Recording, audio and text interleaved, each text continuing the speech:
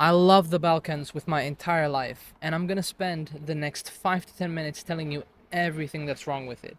And that's for one specific reason. A lot of people will have you believe that there is such thing as a perfect place. Um, People will paint a beautiful picture of a location, and this is something you need to be wary of before you decide to move somewhere, build long-term plans, or even travel out. Because spoiler, nothing is perfect. No place or situation is perfect. There are only trade offs. And you need to figure out what trade offs are you willing to accept. And even places such as Balkans, a place that I adore with my entire heart, and I think it's one of the best places in the world, and I'm planning majority of my life around it, living here, building businesses here, etc., there is still stuff that's wrong with it, just like any other place. And before I get to the bad, I want to obviously point out some of the stuff that's phenomenal. And one of those things would be the incredible beauty that just doesn't stop to amaze me. From the beautiful history, magnificent old towns like Dubrovnik, where we are now. I mean, we're about 15 minutes away from the old town. Beautiful nature, beautiful mountains and hills and seas and oceans, wonderful, vibrant cities full of history and richness. The people obviously are incredibly welcoming, warm, and supportive. You can really belong here. You can really be embraced here by the locals.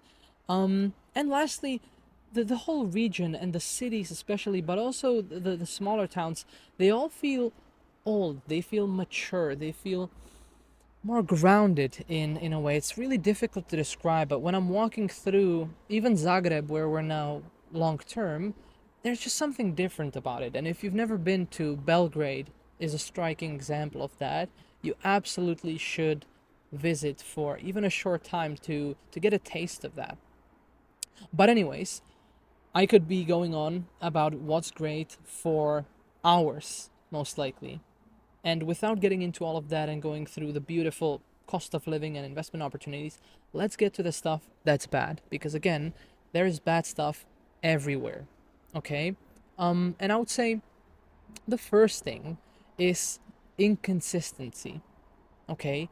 People here are very relaxed and they're much slower, which is a big strength for the Balkans, but it can also be a pain in your you know what?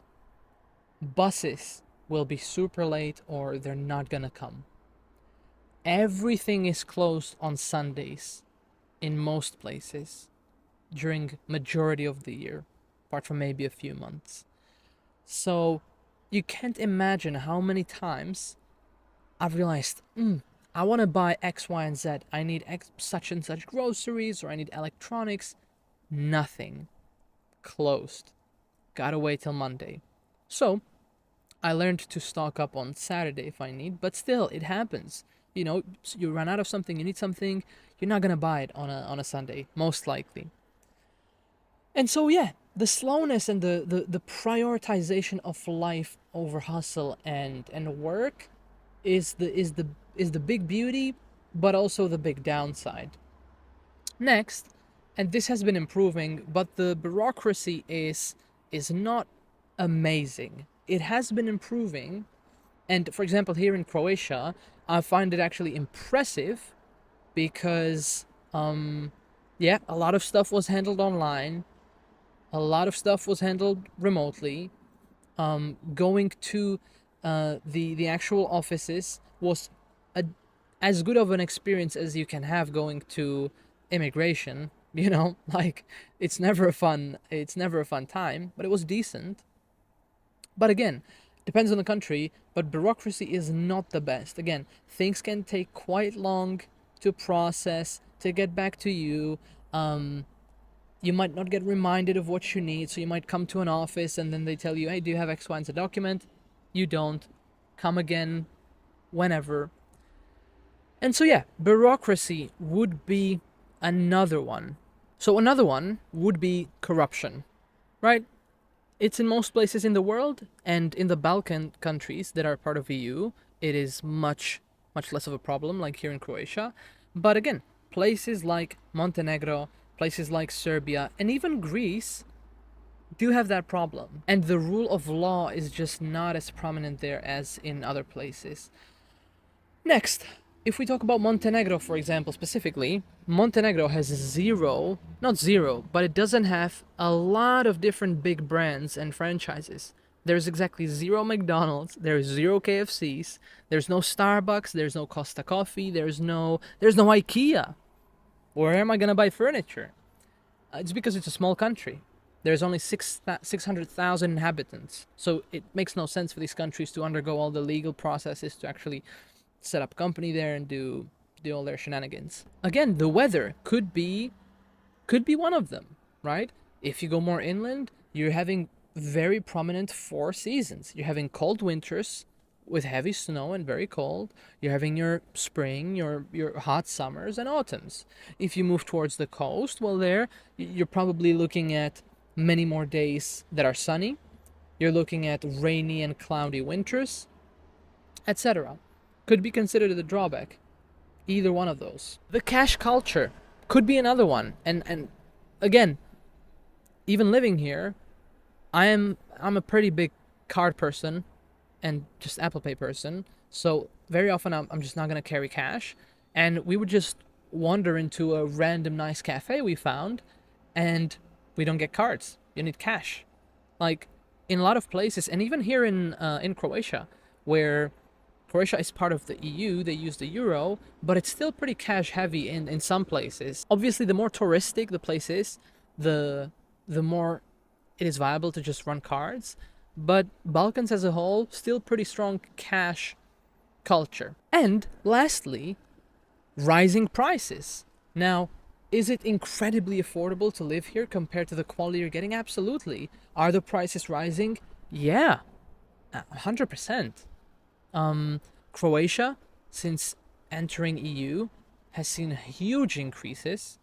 That's been quite a while ago.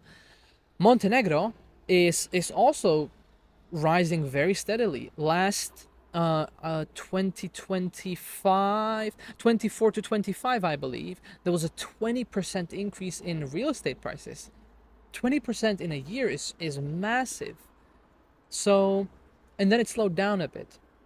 So the prices are rising, like everywhere else in the world where it makes sense to live, to build stuff, to move to start businesses that have tourism. Prices are increasing everywhere. But if you get in early, you're only gonna benefit, right?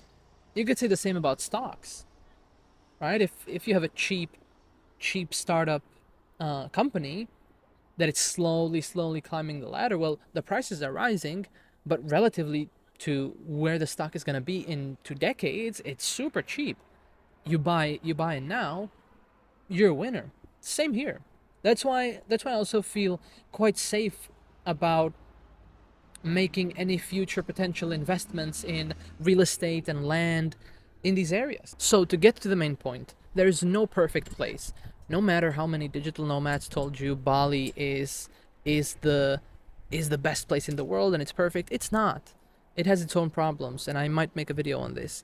But there are always trade-offs. Some things you get, some things you lose. And as long as you're able to find the trade-off you like and you're happy with long term, you're good to go. And me, I would accept any trade-offs the Balkans have for all the benefits and the beauty and the life. I would take that trade in 100 lifetimes.